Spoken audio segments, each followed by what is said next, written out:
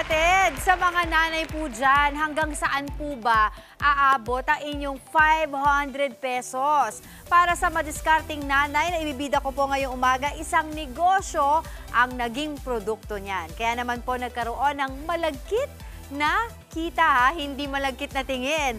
Malagkit na kita nga abot sa 5 digits kada buwan. Kita tayo kasama ang owner ng Weng's Kakanin at iba pa na si Mami Weng. Good morning, Ma'am Angela. Good morning po. Good morning, kapatid. Ayun si Mami Weng, napakasipag naman. Alam mo, kanina bago kami nagsimula dito, nagkukwentuhan na tayo, di ba? Na siya talaga ang gumawa ng lahat ng ito na dinala niya dito sa Good Morning, kapatid. Yes po, ang galing niyo naman. Maraming Sanay na po. Sanay na. So ngayon, para malaman ng ating mga kapatid, paano ba yung mga diskarte mo, kailan at paano nagsimula ang Weng's Kakanin at iba pa? Nag-start po yung Weng's Kakanin at iba pa nung 2018 po. 2018. So paano po ba? Ano ba yung kwento sa likod ng ganitong negosyo? Actually po, ma'am, nag-umpisa po talaga siya sa ulam.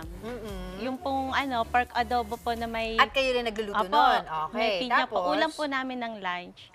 Nagustuhan po nung pamilya ko. Tapos, nagka-idea po yung asawa ko na why not pack lunch po namin, ibebenta po sa trabaho niya. Okay, tapos? Tapos yun po, di nag-start po yun. Hanggang nagtagal-tagal po, nag-as na din po sila ng breakfast, tapos yun po, merienda. Doon na po nag-umpisa yung Weng's Kakanin. So nagsimula muna sa pamilya, sa inyong lugar, hanggang sa opisina ng asawa nyo, tapos eto na. Eto na po. Wow, magkano po ba yung naging puhunan ninyo? 500 lang po talaga, ma'am. 500 pesos lang. At ang balita ko, Mami Weng, sa bintana lang daw una nagsimula tong bentahan mo Opo, may tindahan po ako sa bintana po ng apartment po namin noon. So ano yung mga kapitbahay nyo, kakatok doon pabili? Opo, ganun po. Di ba napakasimple lang simple lang po ang pinagsimulan nyo? Sa dami po na inyong kayang gawin, marunong kayo magluto ng mga lutong bahay, tas itong mga merienda. Ano po ba ang specialty nitong Weng's Kakanin at iba pa? Actually, ma'am, lahat naman po siya ay yung bestseller. Pero usually po yung malimit pong orderin sa akin is ito pong cheesy caramel kuchinta, tsaka ito po, puto bigas. Yan po, biko, butching. Ito nga kaninang umaga kinain ko na, kaya may butas na siya. Kinain ko na, masarap kasi nga ito. Puto bigas po yan. Okay. So paano po ba mag-order sa inyo? Ilang araw yung lead time? 2 days advance order po. Yung 2 days lang naman pala. Para po ma-prep ko po siya ng... Matagal po kasi ang proseso ng paggagawa po nito. I'm sure. Yun. Pero paano po ba tinulungan ng ganitong negosyo ninyo yung inyong pamilya? Kasi syempre yung mga kapatid po natin dyan, naghahanap din sila ng pwede nilang, alam mo yun, di ba, maitulong sa kanilang pamilya sa pamagitan ng pagninegosyo. Opo. Ayun po, pag ang asawa ko po ay walang trabaho, rest day po niya, at marami po akong pa-order, magkatulong po kaming dalawa.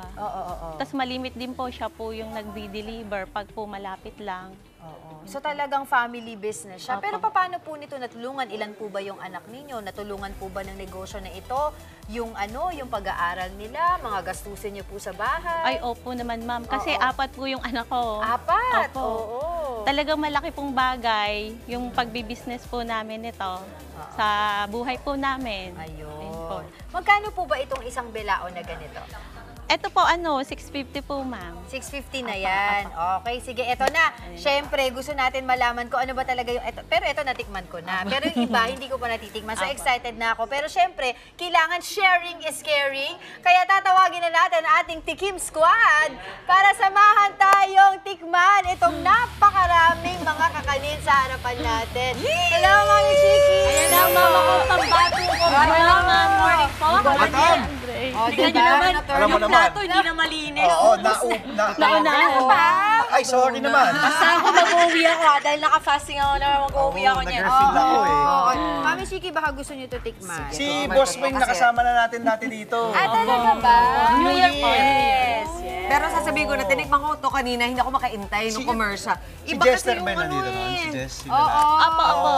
Wala ka na. Tayong dalawa pala yung tumikim nito na una. Noon. Di ba gusto ko ko yung ano ba yung makunat kasi siya. Yung parang ang tagal mong ngunguyain. Kaya, at bawat kagat mo may lasa pa rin. Oo. Yung ang tagal sa bibig mo, di ba? Boss Chicks, alam mo nagustuhan ko dyan, yung Tita A, yung ito, Mama Dimso, yung, ano ba tawag dito? Yung nyog? Apo. Yes, Kasi good crunchy siya eh. Ito, bubuksan ko na. Go lang po. So, Andre, kumuha ka Yes, sa boss. lahat. Wag lang to kasi ito yung iuwi. Oh, sige boss, sige boss. Mine. Alam mo kung malakas ka sa akin, takot ko lang sa'yo.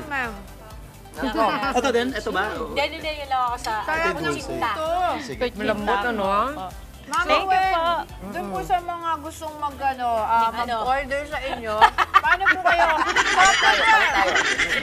Paano po kayo makukontak? Meron po kaming page, Wings Kakanin po. Ito Dulce de Leche. At saka, ano po, ang number po namin is 0915-601-7037 po. Yun pala. Huwag niyo pong kakalimutan, Wings Kakanin at iba pa para sa masasarap na kakanin at iba pa. Thank you so much po, Mami Thank you po, Weng. Ma'am Angela po. Mga kapatid, Dimples Romana po, kumpletuhin ang inyong umaga ng mga kwentong puno ng inspirasyon. Salubungin po ang bawat araw ng may ngiti at pag-asa. Kaya't mag-subscribe na po at mag-follow na sa aming social media pages ng News 5.